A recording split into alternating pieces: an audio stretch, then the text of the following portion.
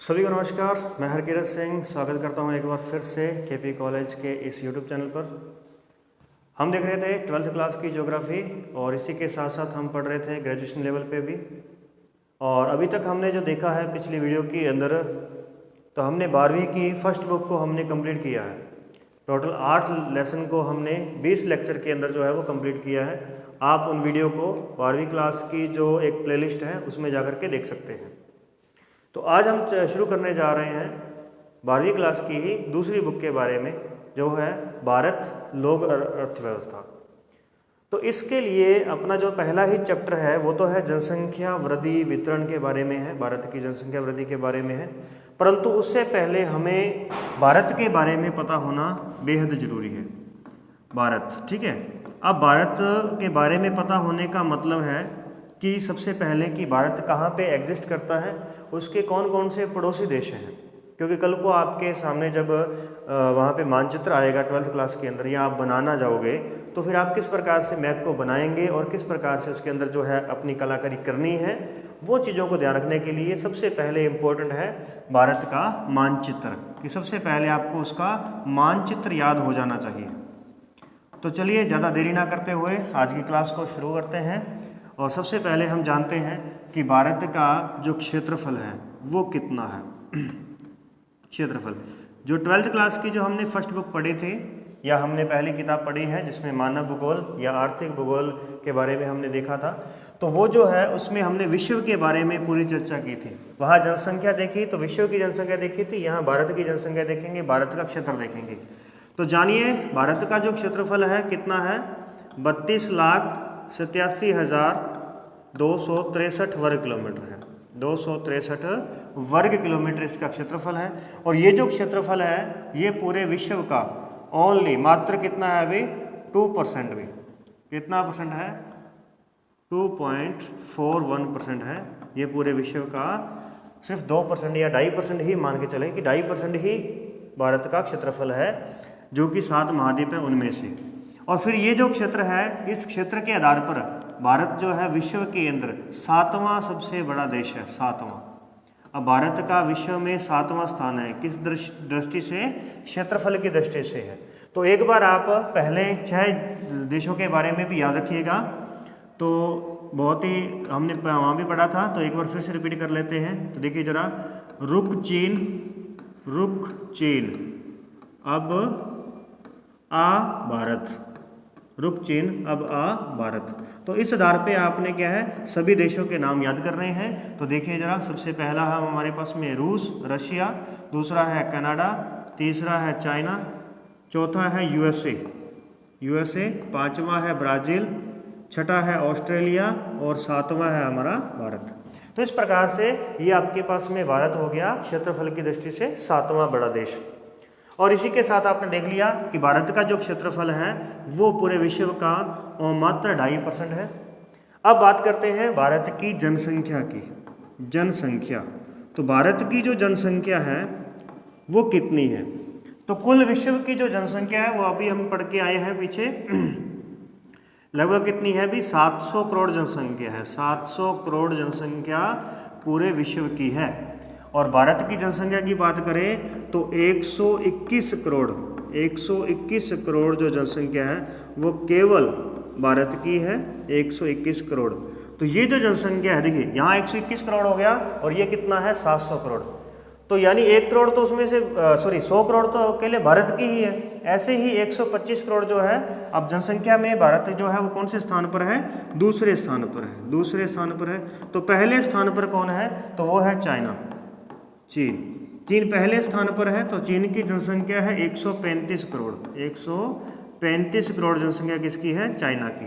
तो 135 और 125 अगर हम जोड़ते हैं तो ये बन गया हमारे पास में 260 करोड़ जनसंख्या, यानी कि 2.5 करोड़ जनसंख्या, 2.5 अरब जनसंख्या, ठीक है ना। 7 अरब में से ये जो 700 करोड़ है इसको क्या लिखा जा सकता है, 7 अरब भी कह सकते हैं। तो 7 अरब में से केवल 2.5 अरब जो जनसंख्या है वो मात्र 2 देशों की है। और कुल जो है विश्व के जो हमारे देश हैं वो लगभग 193 तो WTO के ही UNO के संगठन में आते ही हैं, ठीक है।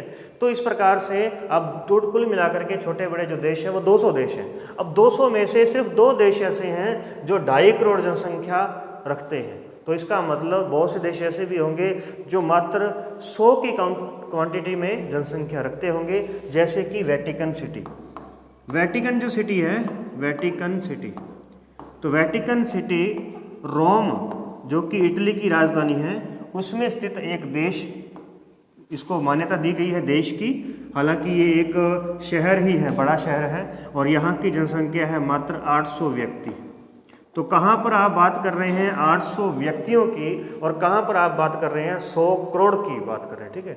तो इस प्रकार से भारत की जो जनसंख्या है ये पूरे विश्व की 17.5% जनसंख्या है। 17.5% जनसंख्या जो है ये कितने एरिया पर रहती है, तो 2.5% एरिया पर निवास करती है।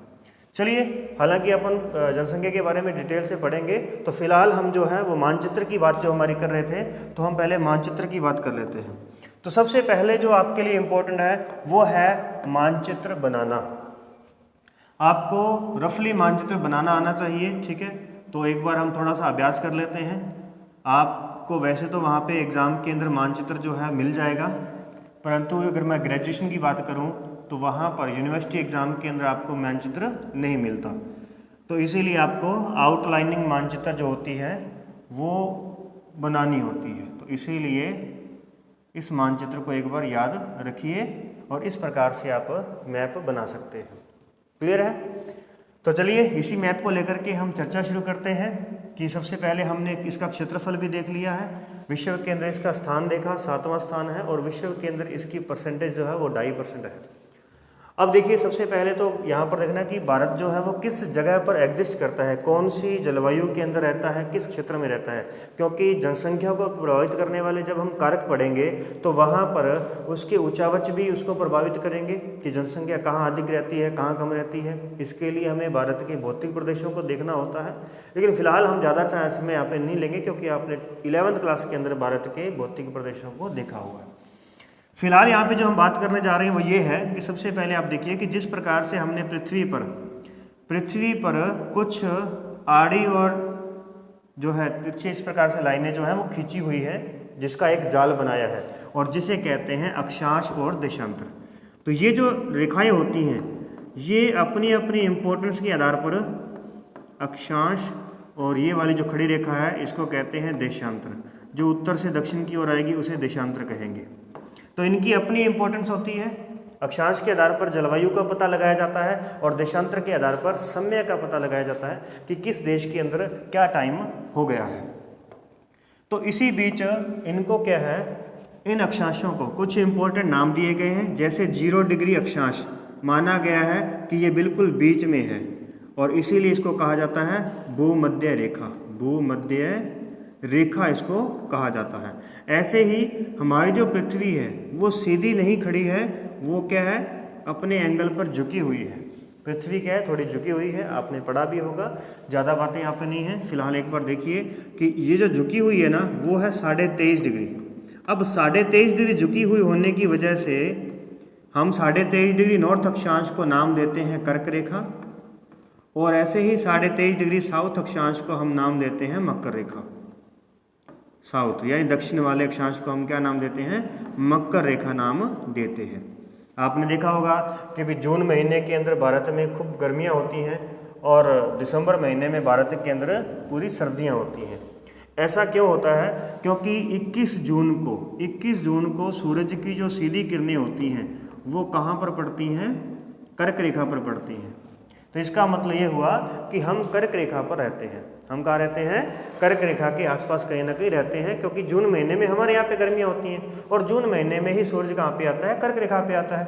जुलाई अगस्त छोड़ करके सितंबर में सूरज चला जाता है भाई। 23 सितंबर को सूरज चला गया कहाँ पे, भूमध्य रेखा पे, और फिर उसके बाद में अक्टूबर नवंबर को छोड़ करके सूरज चला गया 22 दिसंबर को कहाँ पे, मकर रेखा पे। अब 22 दिसंबर को जब सूरज मकर रेखा पे गया तो आप खुद सोचिए कि 22 दिसंबर को हमारे यहाँ पे, यानी अभी कौन सा टाइम चल रहा है, अक्टूबर का, नवंबर आ रहा है, सर्दियाँ आ रही हैं धीरे धीरे, तो इसका मतलब ये हुआ कि 22 दिसंबर को हमारे यहाँ पे सर्दियाँ होंगी। तो हमारे यहाँ पे सर्दियाँ तभी हो सकती हैं कि जब सूरज दक्षिण में गया है, इसका मतलब हम उत्तर में रहते हैं कहीं पे, और जब सूरज उत्तर में आता है तो हमारे यहाँ पे गर्मी आ जाती है। इसका मतलब हम ज़्यादा उत्तर में भी नहीं रहते हैं, ऐसा नहीं कि हम यहाँ पे रहते हैं बिल्कुल, क्योंकि यहाँ तो हमेशा ठंडी रहती है। तो इसीलिए हम कहीं ना कहीं इस 21 जून से रिलेट करते हैं, यानी हम कर्क रेखा से रिलेटिव हैं। तो आइए देखते हैं कर्क रेखा आपको कहाँ पर मिलेगी। ये आपको मिलती है कर्क रेखा, इसे कहते हैं कर्क रेखा, जो कि 23.5 डिग्री अक्षांश को नाम दिया गया है, कर्क रेखा का नाम दिया गया है इसको।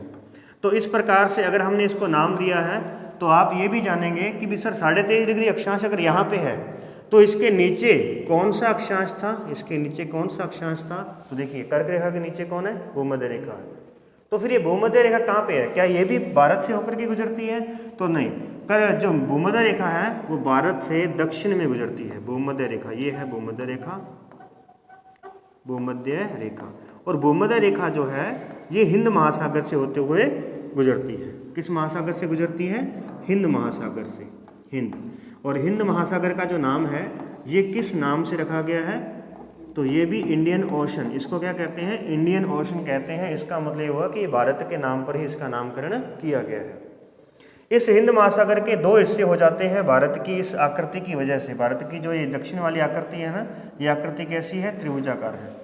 अब इस आकृति की वजह से इस हिंद महासागर के दो हिस्से हो जाते हैं, एक हिस्सा इस साइड में चला गया और एक हिस्सा पूर्व की ओर चला गया। पूर्व में जो हिस्सा है, भारत के पूर्व में जो हिस्सा है, जो कि जलीय हिस्सा है, उसे कहते हैं बंगाल की खाड़ी। इसे क्या कहते हैं अभी? बंगाल की खाड़ी। और जो दूसरी तरफ हमारे पास में हिस्सा है उसे क्या कहते हैं? अरब सागर। ये वाला जो पोर्शन रहेगा ना यहाँ पे, तो मैं यहाँ पे लिख देता हूँ अरब सागर। ये हो गया हमारे पास में अरब सागर। क्लियर है? इतनी बात आपने देखी, ठीक है। इसके बाद में देखते हैं कि ये जो हमारे पास में अरब सागर है, आपने ये तो समझ लिया कि कर्क रेखा और ये सब जो है वो किस प्रकार से काम करते हैं। तो इनको एक बार अपन कर देते हैं साइड में। अरब सागर आपने देख लिया कि अरब सागर कहाँ पे है, किस तरीके से एग्जिस्ट करता है। ये अरब सागर है हमारे पास में पूरा का पूरा। अब इसका नामकरण जो है वो अरब कंट्रियों के नाम पर रखा गया है, क्योंकि यहाँ पर इस साइड में अरब कंट्रियाँ हैं, ईरान, इराक, सऊदी अरब, ठीक है, कुवैत, कतर, फारस की खाड़ी इस तरफ है। तो इस नाम से क्या है, इसका नाम क्या रख दिया? अरब सागर। और ऐसे ही यहाँ पे है हमारे पास में बंगाल, जहाँ सबसे पहले अंग्रेजों ने आकर के कब्जा जो है किया था। बंगाल से आगे चले, बक्सर युद्ध हुआ, प्लासी युद्ध हुए, और उसके बाद में वो कहाँ पहुँच गए? दिल्ली में पहुँच गए थे, है ना। तो इस प्रकार से ये उनका कर्म था आने का। तो इस बंगाल की वजह से इस खाड़ी का नाम पड़ गया बंगाल की खाड़ी। इस अरबी भाषा की वजह से यहाँ पे नाम पड़ गया अरब सागर। ऐसे ही यहाँ पर हिंदी भाषा की वजह से इसका नाम पड़ गया हिंद महासागर। क्लियर है? इस प्रकार से समझेंगे। चलिए, तो अब आपने समझ लिया कि भूमध्य रेखा भारत के दक्षिण में है और कर्क रेखा भारत के बिल्कुल बीचों बीच से गुजरती है। अब इस बीच में आपने देखा कि कर्क से लेकर के मकर के बीच में सूरज जो है वो साल भर यहीं पर रहता है। यानी कि पहले क्या हुआ? 21 जून को कहाँ पे गया? कर्क रेखा पे। जुलाई, अगस्त, सितंबर, अक्टूबर, नवंबर, दिसंबर, जनवरी, फरवरी, मार्च को फिर से कहाँ गया? भूमध्य रेखा पे। 21 मार्च को ध्यान रखिएगा। मार्च, अप्रैल, मई, जून। तो इस प्रकार से ये साल भर सूरज जो है वो ऊपर नीचे अप डाउन होता रहता है। हालांकि सूरज अप डाउन नहीं होता है, उसके सामने कभी कर्क रेखा आती है तो कभी मकर रेखा आती है, इस प्रकार से आती है। तो इस वजह से इस एरिया में टेम्परेचर अधिक रहता है, और टेम्परेचर अधिक रहने की वजह से ये जो क्षेत्र है ना हमारे पास में कर्क से लेकर के भूमध्य के बीच का, इसे कहते हैं उष्ण कटिबंध। क्या कहते हैं इसको भी?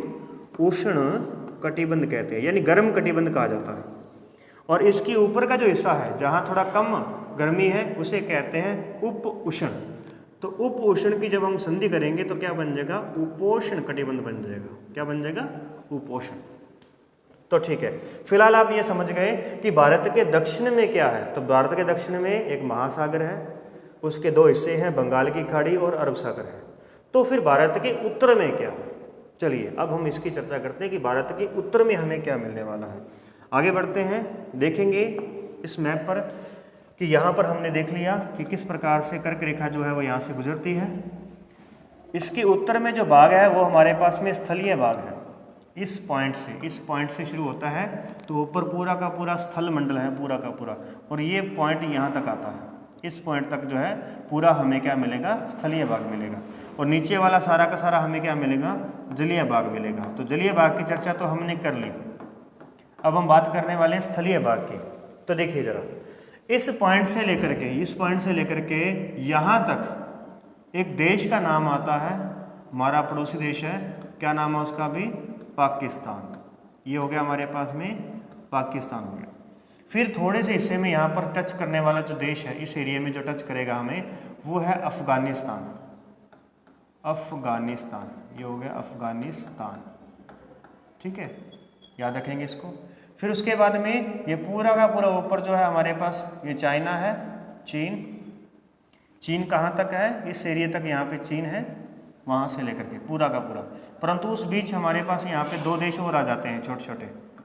ये है नेपाल। ये क्या है अभी, नेपाल कहता है, नेपाल के नाम में है नेपाल। पाल मतलब पालना, यानी कि उसकी संभाल करना, और न का मतलब उसको ना पालना। तो इसका मतलब क्या हुआ, तो देखिए जरा, नेपाल एक ऐसी कंट्री है जो कभी किसी की उपनिवेश यानी गुलाम नहीं रही है। तो गुलाम नहीं रही है तो वो कहती है कि मैं नेपाल हूँ, मुझे पालने की ज़रूरत नहीं है। बाकी सब कंट्रियाँ जो हैं वो ब्रिटेन की या फ्रांस की उपनिवेश रही हैं। उपनिवेश का मतलब उनकी गुलाम रही है। चलिए, फिर ये है हमारे पास में भूटान। ये हो गया भूटान हो गया। भूटान जो है सबसे कम यहाँ पे छोटा सा देश हो गया यहाँ पे, ठीक है। सबसे अगर पूछा जाए ना कि अपने भारत की सीमा पर सबसे बड़ा देश कौन सा है, तो कौन सा आएगा, चाइना, क्योंकि ये विश्व में तीसरे स्थान पर है। और भारत की सीमा पर सबसे छोटा देश कौन सा है, तो कौन सा आएगा, भूटान आएगा, ठीक है, भारत की सीमा पर। चलिए आगे, इसके बाद में यहाँ पे कौन सा आ गया, म्यांमार। और ये जो म्यांमार है वो यहाँ तक है, इस एरिया तक है, मिजोरम तक है। फिर उसके बाद में ये जो बीच वाला हिस्सा है जो हमारी गोद में बैठा है, ये है बांग्लादेश, ये हमारी गोद में बैठा है, ठीक है। तो इस प्रकार से ये हुए हमारे पास में हमारी सीमा बनाने वाले देश। लेकिन इनको हम पड़ोसी देश नहीं कहेंगे। अगर पड़ोसी देश कह रहे हैं ना, तो उस पड़ोसी देश में दो देशों के नाम और आएंगे। कौन सा भी, एक हमारा जो है इसका अंशु है भी, ठीक है, श्रीलंका। भारत का एक अंशु गिर रहा है ना, यहाँ पे बूंद गिर रही है, ठीक है, तो इसका नाम क्या है, श्रीलंका। और एक और छोटी सी बूंद है यहाँ पे, और उसका नाम है मालदीव। तो इस प्रकार से ये हुए हमारे पास में 9 पड़ोसी देश। पड़ोसी देशों के संदर्भ में पूछा जाए कि सबसे बड़ा पड़ोसी देश कौन सा है, तो चाइना। सबसे छोटा पड़ोसी देश है वो कौन सा है, तो वो हमें मिलेगा मालदीव। और अगर सीमा पे पूछा जाए कि भारत की सीमा यानी कि जो स्थलीय सीमा जो बना रहे हैं, स्थलीय सीमा वाले देश कितने हैं, तो वो 7 देश कहलाएंगे। उन 7 में सबसे बड़ा कौन सा कहलाएगा, चाइना, और सबसे छोटा कौन सा कहलाएगा, भूटान कहलाएगा। क्लियर है इतनी बात, यहाँ तक की बात खत्म हुई। अब देख लीजिए कि भारत की जो स्थलीय सीमा है ये कितने देशों को टच करती है। तो यहाँ पे बताता हूँ आपको, एक थोड़ा सा इंडेक्स बना लेना छोटा सा। सबसे पहले देखो, ये हमारे पास में आया भारत, ठीक है। अब भारत की जो सीमाएं हैं वो कितने प्रकार की हैं, अभी 2 प्रकार की। एक तो भारत की सीमा है स्थलीय सीमा, और एक भारत की सीमा है जलीय। स्थलीय सीमा को कहा जाता है, देखो स्थलीय सीमा पर कोई ना कोई देश होगा, तो इसीलिए स्थलीय सीमा को क्या कहते हैं, अंतर्राष्ट्रीय सीमा। क्या कहते हैं इसको, अंतर्राष्ट्रीय सीमा कहा जाता है। और जलीय सीमा, जल है तो इसे क्या कहेंगे, तट, यानी कि तटीय सीमा इसको कहेंगे। इसके बाद में देखिए, अंतर्राष्ट्रीय सीमा जो है उसकी लंबाई है 15,200 किलोमीटर। अंतर्राष्ट्रीय सीमा की लंबाई कितनी है, 15,200 किलोमीटर है। और तटीय सीमा की लंबाई कितनी है, 6100 किलोमीटर है।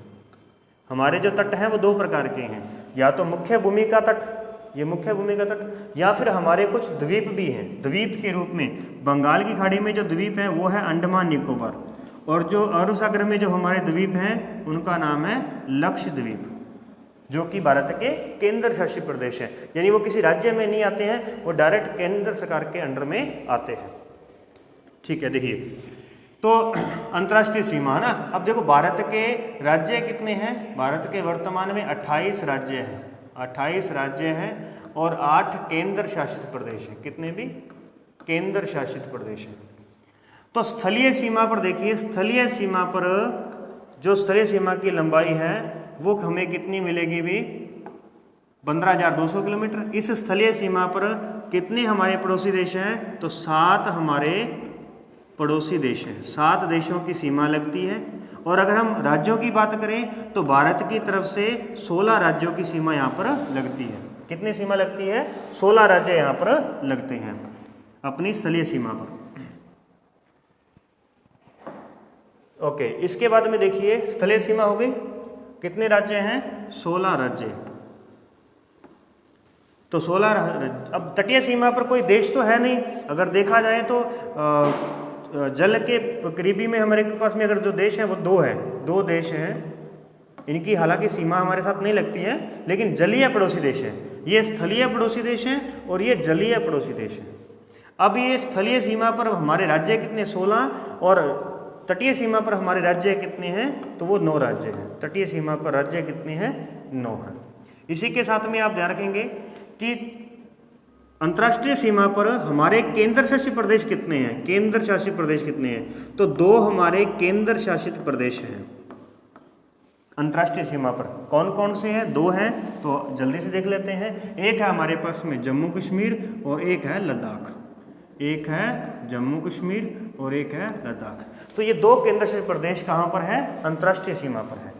तटीय सीमा पर कितने जो हमारे पास में केंद्र शासित प्रदेश हैं, तो 2। तटीय सीमा पर 2 केंद्र शासित प्रदेश हैं। कौन कौन से हैं यहाँ पे तटीय सीमा पर, तो यहाँ पर भी याद करना बहुत ही आसान है। दादरा नागर हवेली और दमन दीव, इन दोनों को एक ही बना दिया गया, ध्यान रखना। पहले 2 थे ये, अब एक बना दिए, दादरा नागर हवेली और दमन दीव। ये एक हो गया केंद्र शासित प्रदेश और एक है पुडुचेरी, ये हो गया दूसरा केंद्र शासित प्रदेश।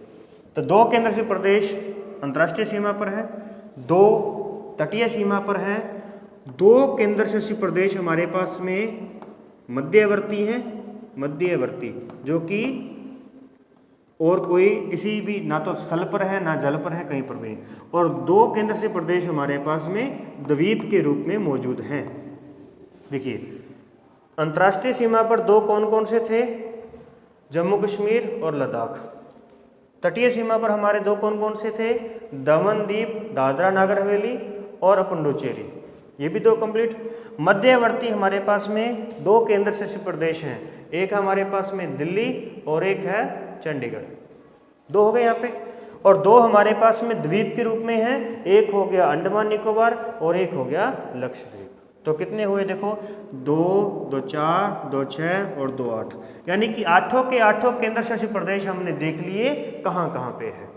अब देखिए 28 राज्य में से 16 राज्य तो कहाँ पर हो गए, तट पर, सॉरी 16 राज्य तो कहाँ पर हो गए, स्थलीय सीमा पर, ठीक है, अंतर्राष्ट्रीय सीमा पर। और 9 राज्य कहाँ पर हो गए, 9 राज्य हो गए हमारे पास में तटीय सीमा पर। और इसके बाद में मध्यवर्ती अगर मैं बताऊं आपको कि बीच में कितने रह गए, बीच में जिनकी कोई सीमा नहीं लगती है, तो मध्यवर्ती जो हमारे राज्य हैं वे रह गए हमारे पास में कितने भी 5 राज्य हमारे पास में कहाँ पर हैं, मध्यवर्ती हैं, मध्यवर्ती। तो ये भी आंकड़ा छोटा ही है, तो चलो देख लेते हैं ये 5 कौन कौन से हैं। तो एक ध्यान रखिएगा, हरियाणा, दूसरा मध्य प्रदेश, तीसरा छत्तीसगढ़, चौथा झारखंड और 5वां तेलंगाना। 5वां कौन सा है अभी, तेलंगाना है। तो 5 राज्य मध्यवर्ती हैं, ठीक है, 16 राज्य स्थलीय सीमा पर है और 9 राज्य तटीय सीमा पर है। तो देखिए कुल मिलाकर कितने हो गए, 16 और 9, ये हो गए हमारे पास में 25, और 5 राज्य हैं मध्यवर्ती, तो ये हो गए हैं कितने भी 30। परंतु हमारे राज्य कितने हैं, 28 ही हैं, 28 ही राज्य हैं। तो फिर 30 कैसे हो गए भाई, 30 कैसे हो गए, क्योंकि इन 25 में से 2 राज्यों को हमने यहाँ पर भी गिना और उन दोनों को यहाँ पर भी गिन लिया। क्यों, क्योंकि जो गुजरात है ना, और वेस्ट बंगाल, पश्चिम बंगाल, ये दोनों प्रकार की सीमाएं बनाते हैं, यानी स्थल पर भी लगते हैं और जल पर भी लगते हैं। तो पहले हमने जब स्थलीय सीमा गिनी तो तब हमने गिना गुजरात, राजस्थान, पंजाब, इस प्रकार से हमने पश्चिम बंगाल, यानी कि हमने इसको स्थलीय सीमा पर भी गिन लिया। और जब हमने तटीय सीमा गिनी तो तब हमने देखा गुजरात, महाराष्ट्र, गोवा, कर्नाटक, केरल, तमिलनाडु, आंध्र प्रदेश, उड़ीसा और पश्चिम बंगाल, यानी हमने फिर से इन दोनों को गिन लिया। तो इसीलिए ये 2 अधिक हो गए हैं। तो ध्यान रखिएगा, इसीलिए यहाँ पे हमारे पास में राज्य तो कितने रहेंगे, 28 ही रहेंगे। कन्फ्यूज़न नहीं पैदा करनी है कि अगर आप से पूछा जाए कि स्थलीय सीमा पर कितने राज्य हैं तो 16, तटीय पर कितने तो 9, कुल मिलाकर कितने हुए 25, मध्यवर्ती कितने हैं 5। अब मध्यवर्ती तो फिक्स हैं, तो फिर ये 2 कहाँ से एक्स्ट्रा आ रहे हैं? तो इन दोनों को हम कह सकते हैं कि ये जो हैं ये उभयनिष्ठ है। कैसे हैं भी?